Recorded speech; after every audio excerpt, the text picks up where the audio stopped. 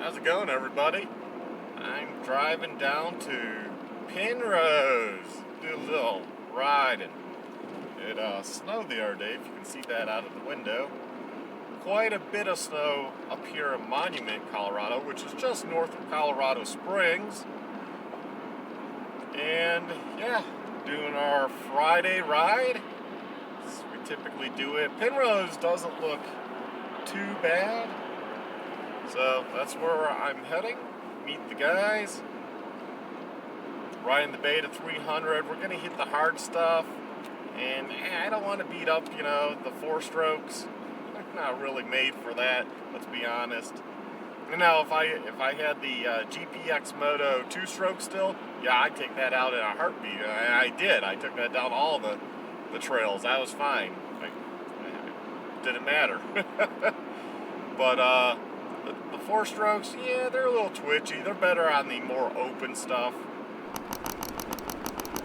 So, yeah, it's a beta kind of day. I did get the MSOs from GPX Moto. That was a huge ordeal. Apparently, I guess they said they mailed the first one out. Never received it. Never even received a scanned image from the Postal Service because I have it set up, which is free, by the way. If you can do it in your area, which I don't know what areas of the country they allow it or not, but you can just have them. They'll scan your mail, because your mail's scanned anyways, photos, and you get an email with those photos. And if it misses a piece or something, didn't catch an image, it will actually say, like, piece of mail didn't catch an image. If you have packages coming, it will say you got a package coming today. So I never got that the first time around. Second time, I called, they reprinted them, sent it. Of course, kind of watching, I'm like, hey, it came in, but didn't check the mail the day it came in on this past Tuesday. Checked it on, the wife got the mail on Wednesday, and we had mail in there since Friday, but not much. We have group mailboxes, so if you're wondering why, so it's easy to forget to go check your mail. It's not like the mailbox is at the end of your driveway, like traditional, in a lot of places. Like my parents in Tennessee, it's, still a mailbox. When we lived in Michigan, in our neighborhood, we had a mailbox. My mother-in-law in Michigan has a mailbox. My aunt and uncle have a mailbox. These are group mailboxes, so it's easy to forget to go check your mail. That's the downside of group mailboxes. Plus, if it's even lightly bad weather, you're just like, nope, not walking down there, And we had snow, so yeah. So you don't always want to go down to the group mailbox. Now, they do group mailboxes here in Colorado, even out in rural places. You'll be riding along some dirt road, and there's just this huge bank of group mailboxes. That's just what they do here, which makes sense. As you get more people, it saves on fuel for the drivers from going to mailbox to mailbox, all that stopping and going. However, I think the mail carriers also forget or make the mistake of putting the mail in the wrong box a lot easier because they're not in front of the address, So they're just looking at a bank of boxes and they go toss it in and they toss it in the wrong cubby. So you get a lot more mistakes. I notice a lot more mistakes versus having your own mailbox. So the second time, supposedly, it was sent, and it was sent. So thanks to GPX, as soon as I let them know and I gave them a call, they were like, yeah, we'll just print those and send them again. But yeah, we did send them. I was like, okay, not a big deal, I was just waiting for them so I could, get them plated, pay the taxes and stuff so I can rent them out. They know that. And I'm watching, and sure enough, it gets scanned for delivery for Tuesday. Yay, it's here. Didn't check the mail. It's in the mailbox. I wasn't going to go register it the next day or something.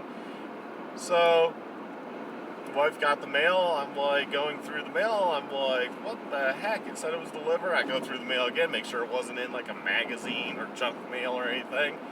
I'm like, huh. Okay, I go back down, check. Like, yeah, okay, I really did see that image. And you can actually log into USPS and you can see the various days. I think it goes back to like a week for the images, at least as far as easily accessible. I don't know if it goes further back or not. So I started through. Yeah, we got this mail. We didn't get Tuesday's mail at all. There was 3 pieces, 2 junk pieces, like flyers, and the Moto Toys MSOs. And I was like, wow, really? Come on now. So of course I emailed GPX like, hey, is there a different way we can do this? It looks like these are lost again, you know. And of course, post office isn't going to give a shit. I already know that. And so then the next morning comes, and this is Wednesday morning or Thursday morning. We had all this snow.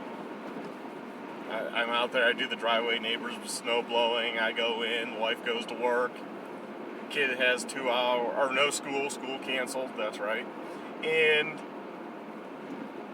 the doorbell rings. I go, hey, it's the guy that snow blows, or neighbor that we know, and I'm like, hey, you know, what's going on? And he has a letter. I was like, right away knew what it was. I was like, whoa, you got my mail? He goes, yeah, and apparently that neighbor over there got my mail. Like, so the carrier put them all in different boxes. So I wonder if the whole street was messed up by one or something. And I should back up a little. I had called just before that, like 10 minutes before he rang the doorbell, to the post office, and I explained the situation. They're like, oh, well, you know, the scanned images, they're not always accurate. That's funny, because Fridays was accurate, Mondays was accurate, didn't receive Tuesday at all, and Wednesday was accurate, and today says this is coming, but I've never had where mail was scanned and showed up a different day. They always give you like this line of BS, and I saw it before, and I called their bluff on it, and my package magically appeared. Yeah, amazing. You know, call their bluff, and the package, you know, shows up. Sorry, I got distracted. The semi wants over, so I was jetting over because it was clear in the fast lane to, you know, allow him to get over. That's just, you know, that's what you should do when you're driving. Anyways, so I called the post office. Neighbor had come, got the piece. So I go call the post office just to let them know they don't have to, the carrier doesn't have to spend time. I explained what happened. I explained that everyone got different person's mail on the street. At least 3 of us did. And, well, I guess I didn't get anyone's mail. But so I explained that, and then he tells me, oh, well, you know, it was a relief carrier today, or the other day. I'm like, okay, well, you just probably want to let them know to, you know, be more careful on where they're putting the mail, which slot, right? That's what I said. And I said, anyways, thank you for your help. You know, try to still be nice, and hung up. So, got the MSOs, just a hassle. If you do have issues in your area with, say, the Postal Service, because that's what Moto Toys GPX uses, you just let them know when you're ordering, and if it costs an extra $10 or something, and UPS is better for you, or FedEx is better for you, just let them know. They'll work with you. And, yeah, you know, UPS for me is typically good. I have had a few issues, but considering how often UPS comes, it's a lot fewer. And you have somebody to complain to with UPS when you have these issues.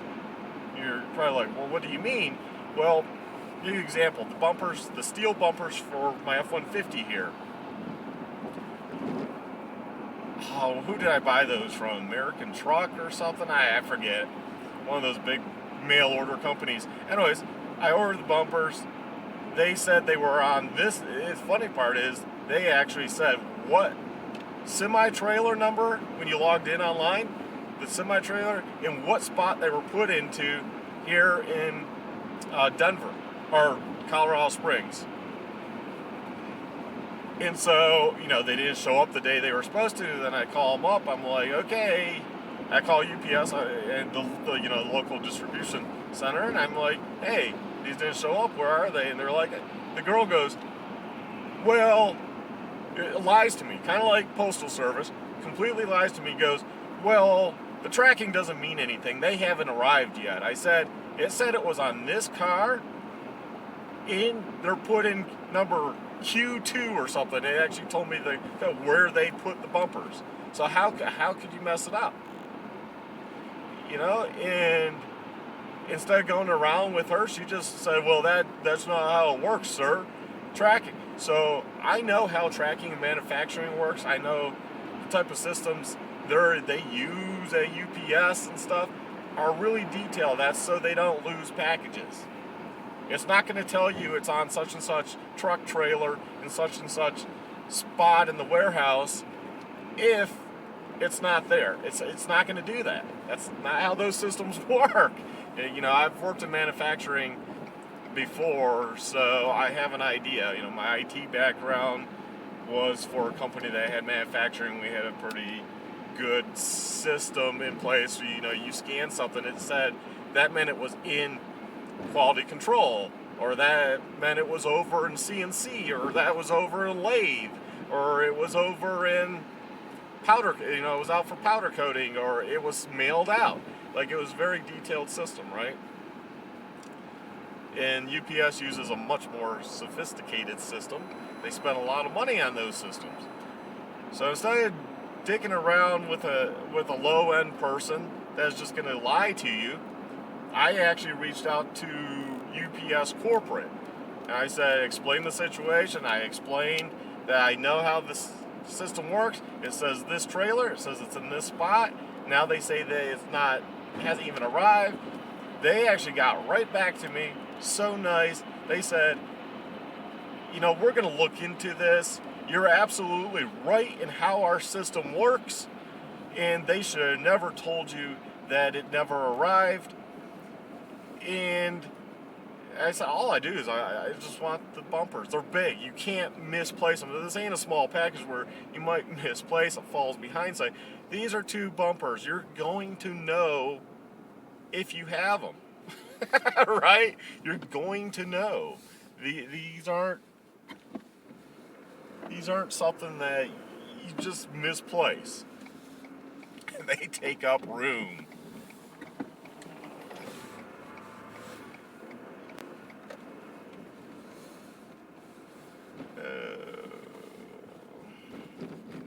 Jesus. Guy's pulling out, he's hanging out. Guy just coming in. Like, tight, come on, what are you doing?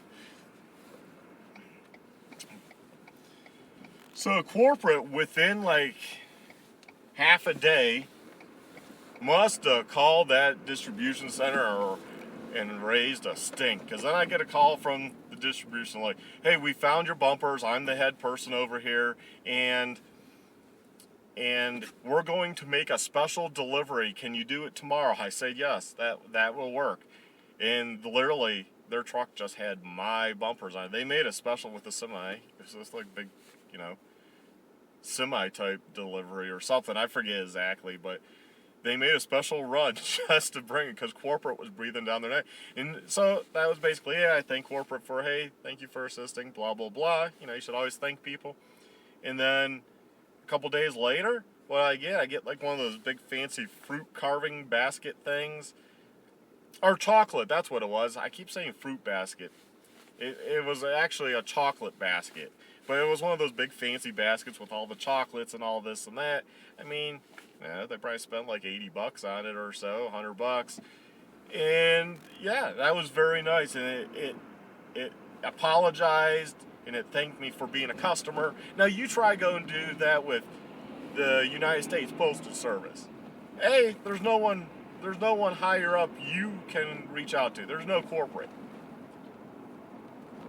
And even if you do reach up to somebody, which I've had to do before, which was just at the local post office, which was the postmaster, they didn't really care. That goes back to a thing I sold with tracking, and it never even left that postal facility as far as tracking was concerned. I said, well, I at least want my money back. It wasn't much money at the time. It was like $1.20 or something. But I said, out of principle, I want my $1.20 back. He goes, we can't give that back to you. We did our job. I go, what do you mean? You didn't deliver it? He goes, well, we took the package from you. I go, but you didn't deliver, so you didn't do your job. I'm not looking for the insurance. I know I didn't get insurance and that, but yeah, I'm not looking for the cost of the product. I just want my $1.20 back out of principle, because you took that money from me and you didn't even fulfill a service. They would even give me $1.20. Now you go to UPS store or something, you go to UPS, they'd be more than happy to give you your $1.20 back or whatever the postage was, you know? Especially when you get somebody high up involved, they're going to be like, really, that's all you want back? Okay, here you go, you know? So the Postal Service just sucks. They're so outdated. It's so antiquated. I like the idea behind the Postal Service, letter mail and stuff. There's not really money in that, but I think we should go down to where letter mail is just delivered a few times a week.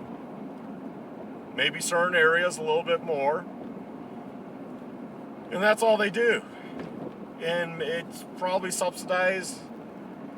This old guy, they have a trip pass. They're going like slow. Well, they're going the speed limit. Now that I see speed limit. I can't get too mad, but it's unusually slow for this, for 115 here. Yes, we can go. Oh, no, he sped up as somebody's trying to go around on the right. I stay here because so many people are getting on and off, and we go one lane anyways. And no one's behind me, and I'm trying to go faster, so. But, you know, the Postal Service, something needs revamped. They obviously can't make money. They don't provide a good service, so their product sucks. I mean, I know some people are just, like my parents are really into the whole Postal Service thing. Like, oh yeah, I agree. It's a lot better than most countries in the world. But I think we should just stick to letter mail, and because if there was money to be made in letter mail, obviously the others would do it, right? There's no money in letter mail. And as things go more and more online, like bills, I'm not that old. We pay most of our bills online. Most people do now. Checks?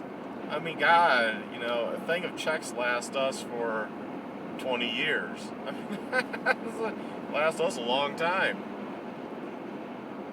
In fact, we start getting down to just a few checks, and like, did we even bother getting checks? It's like spending the money on checks for what reason? The old days of looking through and saying, oh, you know, I want the Simpsons checks, and get the checkbook and all that. You know, you spend money on that. That was a big money maker for check printing companies, but I don't know, you don't really need that stuff anymore. Don't write many checks. Don't see too many people at this time writing too many checks in the store. And when you do, it's like, really? You're like the first person I've seen in 6 months write a check. Like, it's usually somebody older, you know.